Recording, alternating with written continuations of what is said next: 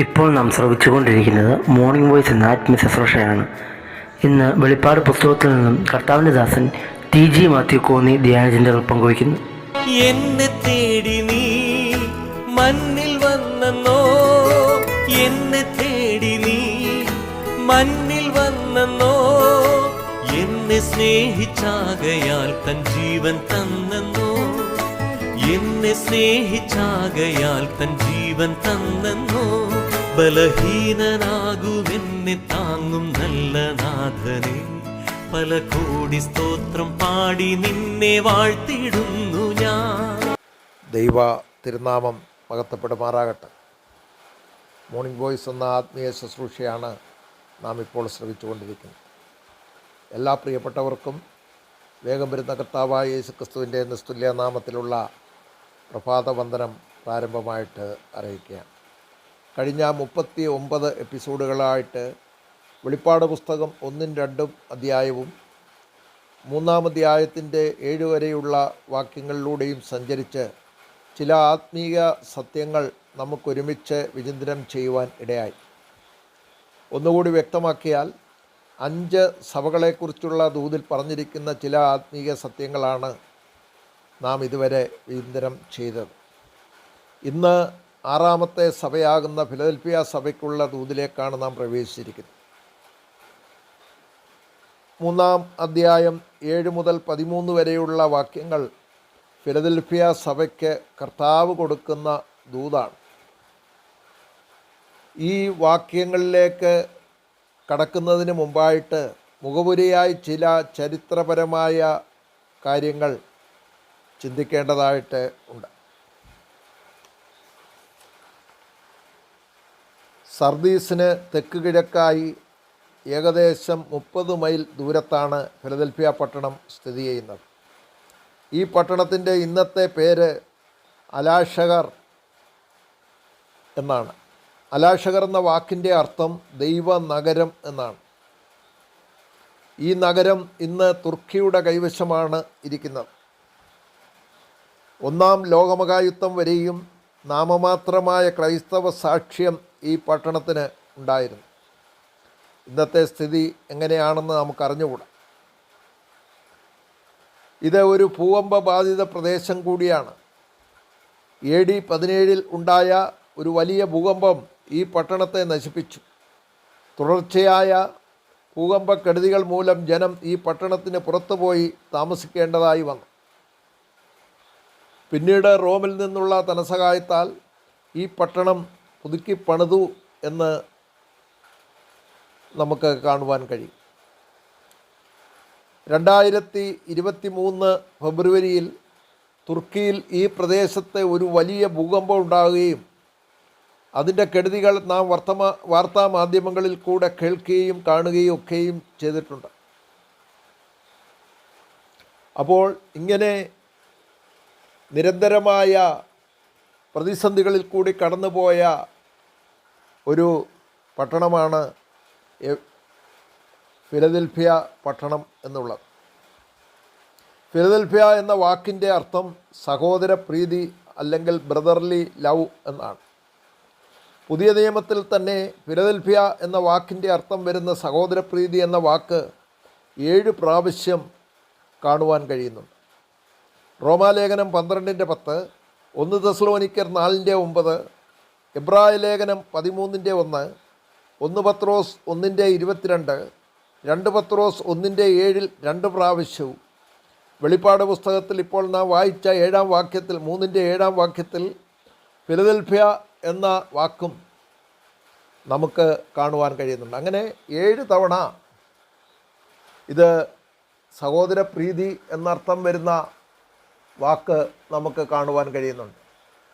1-2 വാക്യം ഞാനൊന്ന് വായിക്കുവാൻ ആഗ്രഹിക്കുന്നു. റോമാലേഖനം 12-ാം അധ്യായം അതിൻ്റെ 10-ാം വാക്യത്തിൽ നമ്മളിങ്ങനെ വായിക്കുന്നു: സഹോദര പ്രീതിയിൽ തമ്മിൽ സ്ഥായി പൂണ്ട് ബഹുമാനിക്കുന്നതിൽ അന്യോന്യം മുന്നിട്ട് കൊള്ളുവിൻ. ഇവിടെ അപ്പോസ്തലനായ പൗലോസ് റോമിലുള്ള വിശ്വാസികൾക്ക് അവരെ പ്രോത്സാഹിപ്പിക്കുകയാണ്. അവിടെ പറയുന്നത് സഹോദരപ്രീതിയിൽ തമ്മിൽ സ്ഥായി പൂണ്ട് ബഹുമാനിക്കുന്നതിൽ അന്യോന്യം മുന്നിട്ട് കൊള്ളണം. അഥവാ സഹോദരപ്രീതിയിൽ വർദ്ധിച്ചു വരണം എന്നുള്ളത് ഇവിടെ ഓർപ്പിക്കുന്നതായിട്ടാണ് നാം ഈ വേദഭാഗത്ത് കാണുന്നത്. 1 തെസ്സലോനിക്കർ 4-ാം അധ്യായം അതിൻ്റെ 9-ാം വാക്യത്തിൽ നമ്മളിങ്ങനെ വായിക്കുന്നു: സഹോദരപ്രീതിയെക്കുറിച്ച് നിങ്ങൾക്ക് എഴുതുവാൻ ആവശ്യമില്ല. അന്യോന്യം സ്നേഹിപ്പാൻ നിങ്ങൾ ദൈവത്താൽ ഉപദേശം പ്രാപിച്ചതല്ലാതെ മക്കദോന്യയിൽ എങ്ങുമുള്ള സഹോദരന്മാരോടൊക്കെയും അങ്ങനെ ആചരിച്ചും പോരുന്നുവല്ലോ. അതിൽ നിങ്ങൾ അധികമായി വർദ്ധിച്ചു വരണം എന്നും ഞാൻ ഓർപ്പിക്കുന്നു.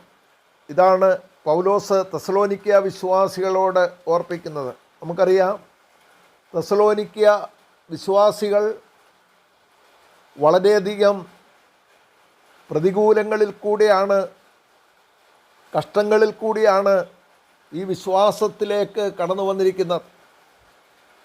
അപ്പോൾ അതിൻ്റെ മധ്യത്തിലും അവർ സഹോദരപ്രീതിയിൽ നിലനിൽക്കുന്നു എന്നുള്ളതാണ് നമുക്കിവിടെ നിന്നും മനസ്സിലാക്കുവാൻ കഴിയുന്നത്. പൗലോസ് അവരെ ഓർപ്പിക്കുകയാണ്, അതിൽ നിങ്ങൾ വർദ്ധിച്ചു വരണം. അവരുടെ ആ സാക്ഷ്യം മക്കദോന്യയിലെങ്ങും പ്രസിദ്ധമായിരിക്കുന്നു. അപ്പോൾ നമുക്കറിയാം, സഹോദരപ്രീതി എന്നുള്ളത്, അല്ലെ സഹോദര സ്നേഹമെന്നുള്ളത് ക്രിസ്തീയ വിശ്വാസത്തിൻ്റെ പരമപ്രധാനമായിരിക്കുന്ന ഒരു പ്രവൃത്തിയാണ്. തെസ്സലോനിക്ക ലേഖനത്തിൽ സ്നേഹപ്രയത്നം എന്ന് നമുക്ക് കാണുവാൻ കഴിയുന്നുണ്ട്. അപ്പോൾ അതിനൊരു പ്രയത്നമുണ്ട്. സഹോദരപ്രീതി എന്ന് പറഞ്ഞാൽ വെറും വാക്കുകൊണ്ട് മാത്രം പറഞ്ഞു തീർക്കാവുന്നതല്ല, അതിനൊരു പ്രവൃത്തിയുണ്ട് എന്നുള്ളതാണ് ദൈവവചനം നമ്മെ ഓർപ്പിക്കുന്നത്. അപ്പോൾ ഫിലദൽഫിയ എന്ന വാക്കിൻ്റെ അർത്ഥം നാം ഓർത്തതുപോലെ സഹോദരപ്രീതി എന്നാണ് നമുക്ക് കാണുവാൻ കഴിയുന്നത്. ഇതിൻ്റെ പിന്നിൽ ഒരു ചരിത്രം ഒളിഞ്ഞുകിടപ്പുണ്ട്. BC 2-ാം നൂറ്റാണ്ടിൽ പെർഗമോസ് രാജാവായ യുമനീസ് ആണ് ഫിലദൽഫിയ പട്ടണം സ്ഥാപിച്ചത്. ഇദ്ദേഹത്തിൻ്റെ സഹോദരനായ അട്ടാലസ് ഫിലാദൽഫസ് തൻ്റെ പേരാണ് ഈ പട്ടണത്തിന് ഇട്ടത്. ഇവരുടെ സഹോദര സ്നേഹം വളരെ പ്രസിദ്ധമാണ്. ഫിലദൽഫസ് എന്ന പേരാണ് ഫിലദൽഫിയ എന്ന പേരിൽ അറിയപ്പെടുന്നത്. അപ്പോൾ പേരിൻ്റെ അർത്ഥം പോലെ തന്നെ സഹോദര സ്നേഹമുള്ള ഒരു സഭയായിരുന്നു ഫിലദൽഫിയ സഭ എന്ന് നമുക്ക് ആ വേദഭാഗത്തിൽ കൂടെ കടന്നു പോകുമ്പോൾ നമുക്ക് കാണുന്നതിനായിട്ട് സാധിക്കുന്നു. അവിടെ അതിൻ്റെ 1-ാം വാക്യം നമ്മൾ വായിക്കുന്നത്: വിശുദ്ധനും സത്യവാനും ദാവീദിൻ്റെ താക്കോലുള്ളവനും ആരും അടയ്ക്കാതെ വണ്ണം തുറക്കുകയും ആരും തുറക്കാതെ വണ്ണം അടയ്ക്കുകയും ചെയ്യുന്നവൻ അരുളിച്ചെയ്യുന്നത്. കഴിഞ്ഞ 5 സഭകളെക്കുറിച്ചും നാം പഠിച്ചപ്പോൾ നാം പ്രാരംഭമായിട്ട് പറഞ്ഞ ഒരു കാര്യമുണ്ട്. 5 സഭകളെക്കുറിച്ചല്ല, 6 സഭകളെക്കുറിച്ചും നാം അത് ആ നിലയിൽ കാണുവാൻ കഴിയുന്നുണ്ട്. വെളിപ്പാട് പുസ്തകം 1-ാം അധ്യായത്തിൽ കർത്താവായ യേശു ക്രിസ്തുവിനെക്കുറിച്ചുള്ള ആ ദർശനം അപ്പോസ്തലനായ യോഹന്നാൻ കണ്ടത് 1-ാം അധ്യായത്തിൽ വിവരിച്ചിട്ടുണ്ട്. ആ വിവരണത്തിൻ്റെ അടിസ്ഥാനത്തിലാണ് ഈ ഫിലദൽഫിയ സഭയൊഴിച്ച് മറ്റുള്ള സഭകളിൻ്റെ പ്രാരംഭത്തിൽ കർത്താവ് തന്നെ വെളിപ്പെടുത്തുന്നത് എന്നുള്ളത് നമുക്ക് കാണുവാൻ കഴിയുന്നുണ്ട്. ഓരോ സഭയുടെയും സ്വഭാവത്തിനനുസരിച്ചുള്ള വെളിപ്പെടുത്തലാണ് കർത്താവിനെക്കുറിച്ചുള്ളത് എന്നുള്ളത് നമ്മൾ കഴിഞ്ഞ എപ്പിസോഡുകളിൽ ചിന്തിച്ചതാണ്. എന്നാൽ ഈ ഫിലദൽഫിയ സഭയോടുള്ള ബന്ധത്തിൽ കർത്താവിനെ വെളിപ്പെടുത്തിയിരിക്കുന്നത് പഴയ നിയമ ഉദ്ധരണികളെ ഉദ്ധരിച്ചുകൊണ്ടാണ്. ദൈവത്തിന് മാത്രം അവകാശപ്പെടുവാനുള്ള 4 കാര്യങ്ങളാണ് ഈ 7-ാം വാക്യത്തിൽ രേഖപ്പെടുത്തിയിരിക്കുന്നത്. ഒന്നാമതായിട്ട് ദൈവത്തിൻ്റെ വിശുദ്ധി. പറയാനെ കൊണ്ടുള്ള സമയമില്ല, ഞാൻ ആ ഒരു വാക്ക് പറഞ്ഞ് അവസാനിപ്പിക്കുവാനാണ് ആഗ്രഹിക്കുന്നത്. അത് ദൈവത്തിൻ്റെ സ്വഭാവമാണ്. എന്നാൽ കർത്താവായ യേശുക്രിസ്തുവിൻ്റെ രക്തത്താൽ വീണ്ടെടുക്കപ്പെട്ട ദൈവജനത്തോടുള്ള ബന്ധത്തിൽ അവരെ കർത്താവ് വിശുദ്ധന്മാരാക്കി തീർത്തു എന്ന് നമുക്ക് കാണുവാൻ കഴിയുന്നുണ്ട്. ദൈവത്തിൻ്റെ വിശുദ്ധിയെക്കുറിച്ച് ഈ വേദപുസ്തകത്തിൽ അനേക വാക്യങ്ങൾ ഓർപ്പിക്കുവാനുണ്ട്. ഞാനിവിടെ നിർത്തേണ്ടത് ആവശ്യമായി വന്നിരിക്കുകയാണ്. അതുകൊണ്ട് അടുത്ത എപ്പിസോഡിൽ ബാക്കി കാര്യങ്ങൾ നമുക്ക് ചിന്തിക്കാം. ദൈവനാമം മഹത്വപ്പെടുമാറാകട്ടെ. ആമേൻ.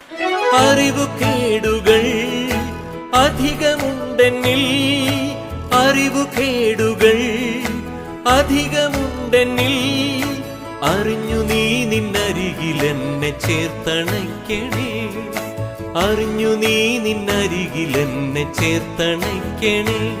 ബലഹീനനാകുമെന്നെ താങ്ങും നല്ല നാഥനെ, പല കോടി സ്തോത്രം പാടി നിന്നെ വാഴ്ത്തിടുന്നു ഞാൻ.